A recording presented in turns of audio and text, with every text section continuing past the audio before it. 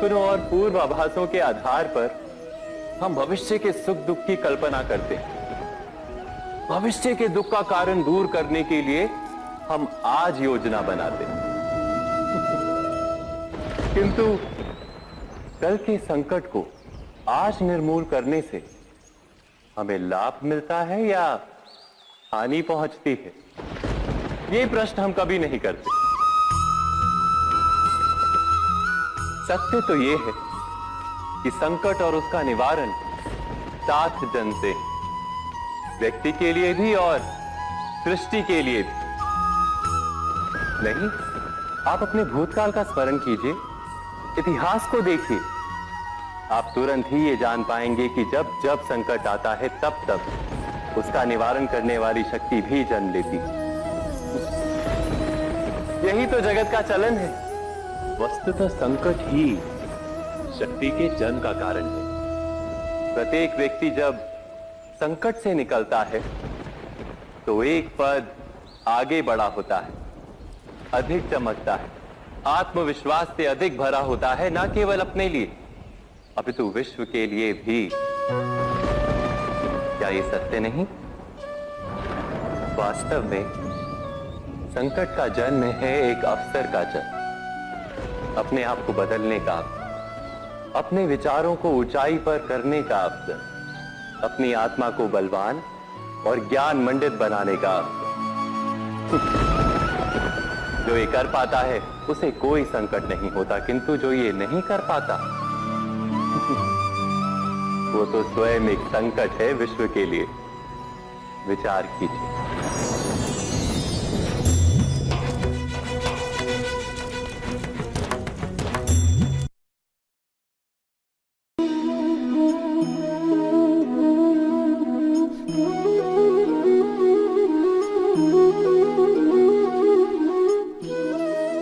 जीवन का हर क्षण निर्णय का क्षण होता है। प्रत्येक पद पर दूसरे पद के विषय में कोई निर्णय करना ही पड़ता है और निर्णय अपना प्रभाव छोड़ जाता है। आज किए गए निर्णय भविष्य में सुख अथवा दुख निर्मित करते हैं, ना केवल अपने लिए, अपने परिवार के लिए भी, आने वाली पीढ़ियों के लिए भी। जब कोई दुविधा सामने आती है तो मन व्याकुल हो जाता है, अनिश्चय से भर जाता है।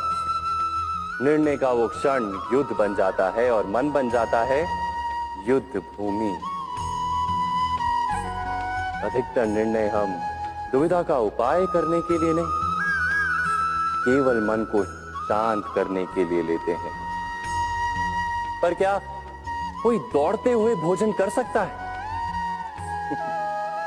नहीं। तो क्या युद्ध से जूझता हुआ मन कोई योग्य निर्णय ले पाएगा?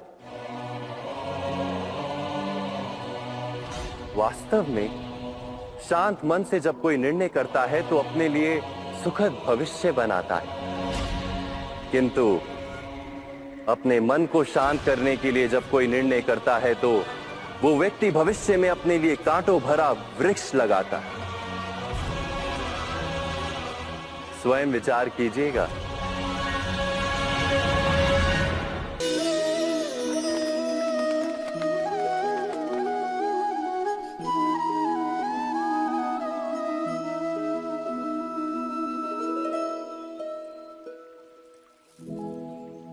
निर्णय के क्षण में हम सदा ही किसी अन्य के सुझाव, सूचना, मंत्रणा या परामर्श को आधार बनाते हैं और हमारे भविष्य का आधार हमारे आज लिए गए निर्णय के ऊपर होता है। तो क्या हमारा भविष्य किसी अन्य के परामर्श, किसी अन्य के सुझाव का फल है? क्या हमारा संपूर्ण जीवन किसी अन्य की बुद्धि का परिणाम? क्या हमने कभी विचार किया है? सबका अनुभव है कि भिन्न भिन्न लोग एक ही स्थिति में भिन्न भिन्न परामर्श देते हैं।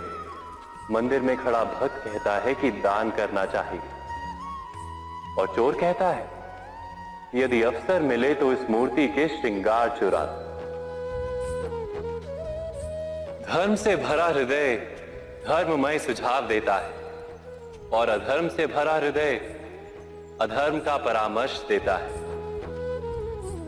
धर्म में सुझाव का स्वीकार ही मनुष्य को सुख की ओर ले जाता है, किंतु ऐसे परामर्श का स्वीकार करना तभी संभव होता है जब हृदय में धर्म हो। अर्थात किसी का सुझाव अथवा परामर्श स्वीकार करने से पूर्व स्वयं अपने हृदय में धर्म को स्थापित करना क्या आवश्यक नहीं? स्वयं विचार कीजिए।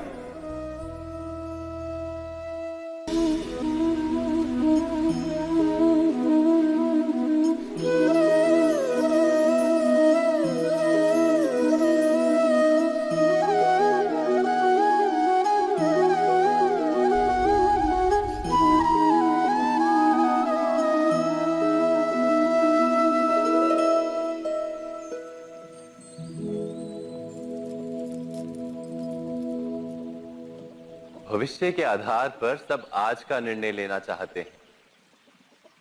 भविष्य में सुख मिले, भविष्य सुरक्षित हो, ऐसे निर्णय आज लेने का प्रयत्न रहता है सबका। आप अपने जीवन को देखिए, क्या आपके अधिकतर निर्णय के पीछे भविष्य का विचार नहीं होता? और हो भी क्यों ना, अपने जीवन को सरल और सुखमय बनाने का प्रयत्न करने का अधिकार सबका है। पर भविष्य तो कोई नहीं जानता, केवल कल्पना ही की जा सकती है। तो जीवन के सारे महत्वपूर्ण निर्णय कल्पनाओं के आधार पर ही करते हैं हम। क्या निर्णय करने का कोई तीसरा मार्ग हो सकता है? विचार कीजिए। सारे सुखों का आधार धर्म है और वो धर्म मनुष्य के हृदय में बसता है। तो प्रत्येक निर्णय से पूर्व स्वयं अपने हृदय से ये प्रश्न अवश्य पूछ लेना कि ये निर्णय स्वार्थ से जन्मा है